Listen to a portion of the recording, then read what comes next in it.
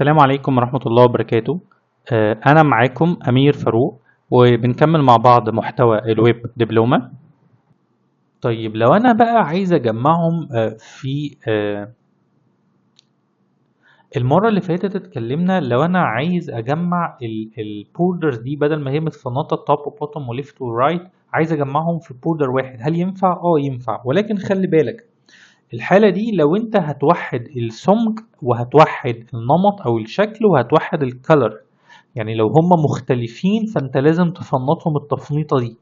انما لو انت عايز توحد الشكل واللون والسمك، ممكن بقى بدل ما انت تكتب الطريقة دي ممكن اروح رايح عامل كده، نعمل كومنت كده واقول له بوردر بس واسكت.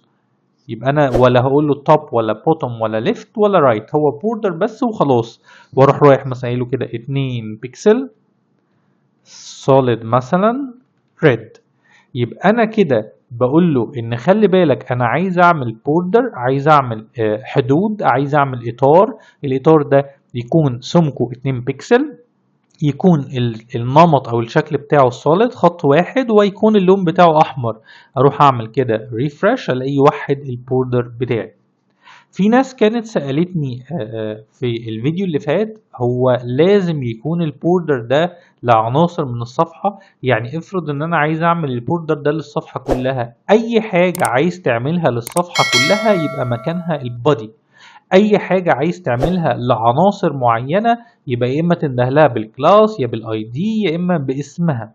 انما لو عايز تعمل حاجة للصفحة كلها مكانها جوه البودي. يعني لو انا رحت قلت له كده هنا في البودي بوردر، ورحت رايح قايل له مثلا 2 بيكسل، وقلت له مثلا دوتد، وقلت له مثلا جرين. نروح نجرب بقى كده على الموقع، نعمل كده ريفرش زي ما انتم شايفين. ادي الموقع بتاعي، ادي البرواز بتاعي حوالين الصفحة.